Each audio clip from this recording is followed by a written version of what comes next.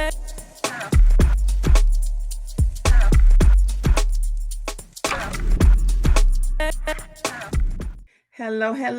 and welcome to Notary Life with Kimmi. Along with the notary educators tonight, we have Angela from AJ Mobile Notary Services, along with Alexis from Mobile Notary Services by Alexis. And it is our pleasure, guys, to answer all of your questions.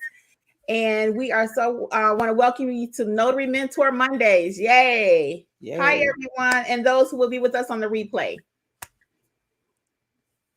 Hello, everyone. I hope everybody had an amazing day. We're here. I'm Angela from AJ Mobile Notary. And like Kimberly mentioned, we're here tonight to answer any questions that you have regarding notary, whether it's notary laws, notary services, marketing your business. So we're here to answer any questions that you may have. And I'll let Alexis introduce herself. Hi, everyone. My name is Alexis with Mobile Notary Services by Alexis.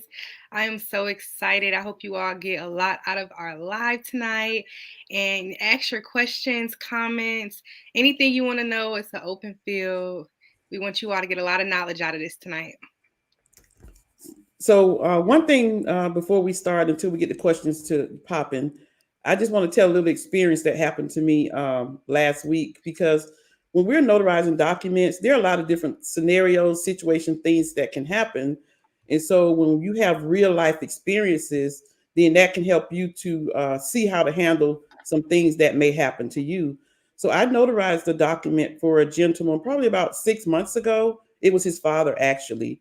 And last week, a week ago, I got a call from a law firm asking me, did I notarize a document? And of course, after I got the information, I said yes. I went through the book. I asked her for the date. And so I said, yes, I did notarize that document. She said, well, we're going to need an affidavit from you confirming that you notarized the document. And I said, sure, send it over. So she sent it over. And so this is why I want to share this with you. When she sent it over, she had some language in there that I wasn't comfortable with.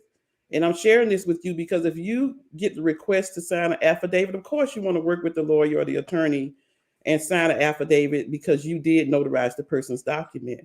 But it had information or documentation in there, such as if anything happens with this transaction that we're about to do, basically that AJ Mobile Notary will hold harmless the law firm and the escrow company and will take on all liability. And I said to myself, no.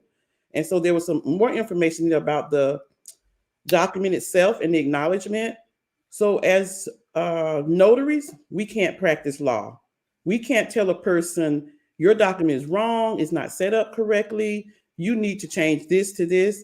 Our job is to check the ID, make sure the person who they say they are, and to notarize the document. And that's exactly what I did. I knew the language was not proper. So I notarized the document, everything went well.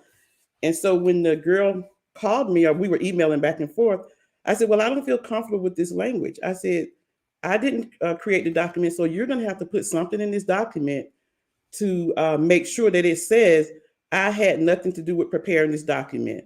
So the end of the transaction was, it took a couple of days to get through this because I was not going to sign this document, giving me liability, making it seem like I prepared the document.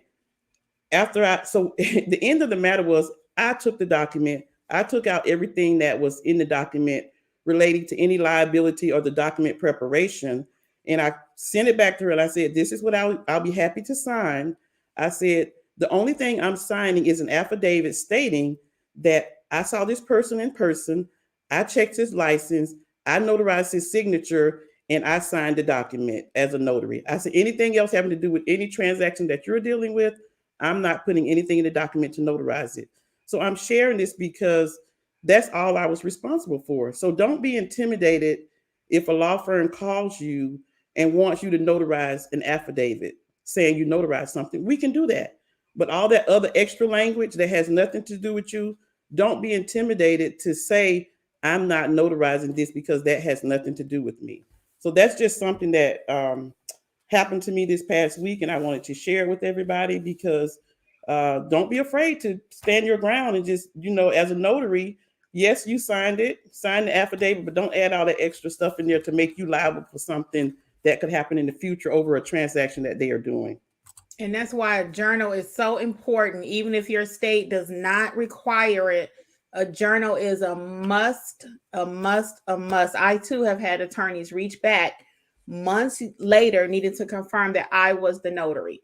So make sure you keep a journal. Okay, well, we did get a few questions. Angela, thank you for sharing that. You want to start our Yes, questions that was first? interesting. I really enjoyed that. Yes, thank you for sharing. Another reason why that journal is so important. Are you guys keeping a good journal out there? Yes, Let keep us a good know. journal. I don't see. Oh, there they are. Oh, I didn't see the questions in the chat at first. So it looks like Jasmine has our first question. And welcome everyone. Welcome. Hello, everyone. Let me catch up to the questions now. I didn't see. You said Jasmine had the Jasmine, first yes, question? Jasmine is our first Mhm. question. Oh, Jasmine says, my question is, how can I market my notary service to nursing homes and also build trust? So, Jasmine, that's a good question. And I have a couple of nursing homes that I actually have marketed my business to.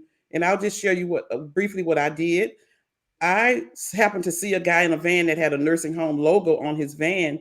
I went up to him. I asked him, who do he work for? Where's the nursing home? He directed me, which was right across the next building, and told me who to go to. So my suggestion is just to go to the nursing home, ask for the person who's in charge, talk to them, tell them you're a mobile notary, tell them what services you provide.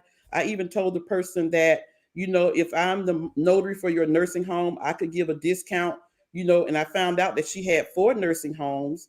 So just go in the nursing home, take your business cards, maybe take them tell it about her cup of coffee, with the Starbucks card. But that's what I did. And that's and to build trust, just do a good job, be a great notary, and be pleasant when you go in there, and that's it. Yeah, yeah, I agree. I think you covered that Yeah. pretty well. I'd like to touch on Miss Asmin's question. Living in South Carolina, attorney state, I feel limited in what I can do.